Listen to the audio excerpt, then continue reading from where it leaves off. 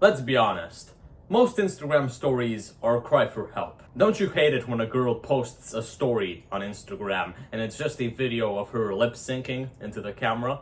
Or when, God forbid, somebody posts an interesting story and tags 20 people, you coincidentally follow all of those 20 people, so you end up scrolling through 20 of the same fucking picture. Or when one of your male friends posts a recap of a football game everybody already knows about. All of this is known as lacking a personality. Or at the very least, not having the guts to make all of the things that make you special public. Because if you don't play along with this little game of superficiality everybody is playing on Instagram, you'll probably get excluded from all of those very important social circles you definitely want to be a part of.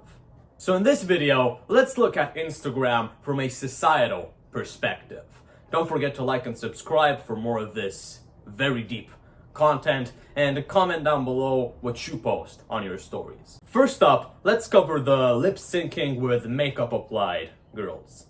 I can't even begin to tell you how many interesting girls I've met. People who are deeply interested in mathematics, girls who train gymnastics 7 hours a day, 5 days a week.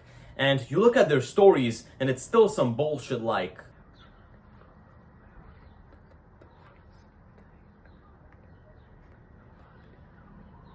I'm sorry, but what's the thought process behind making something like that public? Like, I would never. Is it something you do just for fun? Is it coming from a place of insecurity? Did somebody call you ugly that day and you had to prove them wrong to the entirety of your follower list? And more importantly, what the fuck happened in your mind that told you that it's a good idea to make a highlight reel filled with little mouthing to songs sessions? What the fuck made you think that is the appropriate highlight of your life? Girls who post stories like this often give off the impression that they're insecure about their appearances, but still want to feel validated because of them. If you look at their stories, you'll most likely see a bunch of comments from girls you personally know, their friends, either calling them beautiful, spamming emojis, or referencing explicit sexual acts most of the time. As a boy, as a 14-year-old boy, I don't mean to seem condescending. There's probably an entire culture behind this that I don't understand and will never be able to understand, but it isn't as tough as you think it is. Moving on from insecure teenage girls, we have the person who tags 20 fucking people in their story. And their story is either a screen half filled with @ symbols, or they post a story and every single person they @ reposts the goddamn story. So now you have 20 fucking pictures in your feed with a fucking cake. We get you have friends. We get you are a part of this really important social event. But you being there doesn't make you special. That's not the thing that makes you special. What you did there is the thing that gives that experience value. Now, I recently had my end of middle school event, the banquet for the Romanians watching. And it was pretty good. And I did this. Now, in my opinion, this is story-worthy material because it highlights a part of my personality, a part of my character, one of my hobbies, calisthenics, which is basically street gymnastics. Not to mention the fact that it's in an unexpected place, I'm dressed nicely for a sport like this, and I'm literally being held up by my bros. If I would have posted a picture of the cake they prepared for us, like everybody else did, it wouldn't have been something memorable. It would have been forgettable and unremarkable, because I did nothing for it. It is the definition of something I did not work for, and that everybody else experienced with no effort, I guess. It's not interesting. So if you're tagged in a story, that doesn't necessarily mean you should add it to your own story. You should really consider whether or not it is worthy of your profile. How do you find out? How do you deduce if it's worthy of your profile? Well, first, you ask yourself, does it sharpen something about my character? Does it make something about myself more obvious? And secondly, you ask, is it interesting enough to post? And it needs to be really, really, really interesting. Those are the two main criteria. If not, don't post it. And thirdly, we have the people who post pictures of F1 drivers and football game recaps, as if it's anything special. Motherfucker, we all watched the exact same game. You do not need to tell us that Barca won against Real Madrid 4-3 on the 11th of May. This is, in my opinion, the most brain-dead and worthless thing you could ever post on a story.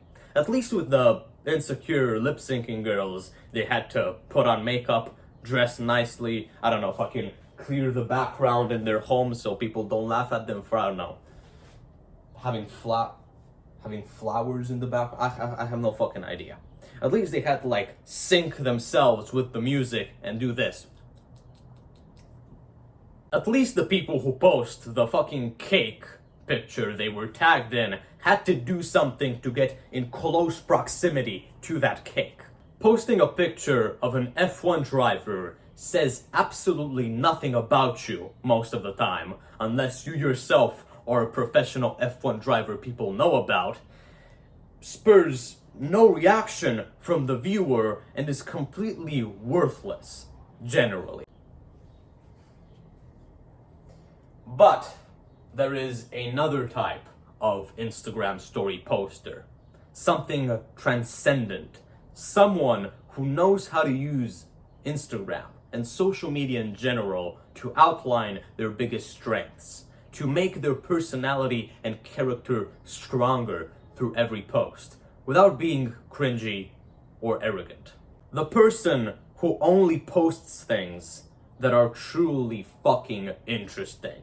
Not too often, but often enough that with every post, they reinforce something about themselves. They become more interesting with every single story they post.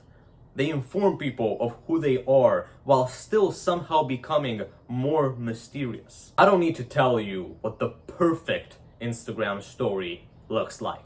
You already know how it looks like. It's something you feel proud about posting. It's something that takes effort, something that took effort or merit, or something that took a little bit of courage to post, even. Whether it be a video of you doing kickboxing, whether it be a podcast you went on, whether it be you training in a sport or you reading a book, whatever. And I will emphasize, something that builds your character, it becomes interesting.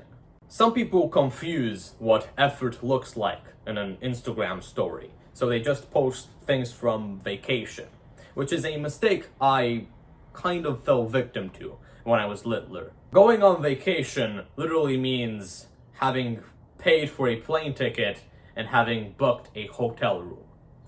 Nothing more. Literally nothing more. I get it's more interesting than 99.9% of the things that people post on Instagram, on their Instagram stories, but it's not enough. Social media, and especially Instagram, is such a good way of making who you are obvious, of validating your personality and your character, your hobbies, your passions, not your looks or where you were, but who you as a person are. Because you have so many interesting things to post, so many things you could discover about yourself, or just make public with a little bit of guts. You're better than all of this attention-seeking bullshit, even if you might not hear it enough. This was a pretty childish subject to cover, but it saddens me, profoundly saddens me, to look at people's stories, people who have so much potential, so much quote-unquote talent and discipline and merit, and have put so much effort into things that truly matter, and they still post uninteresting shit. Because it's easier. Maybe because it's what they determine their value with. So, remember, you're better than what the world expects you to put out. You will have so much more potential. And social media is one of the greatest ways to make it obvious. I'll see you later, and stronger and smarter than ever.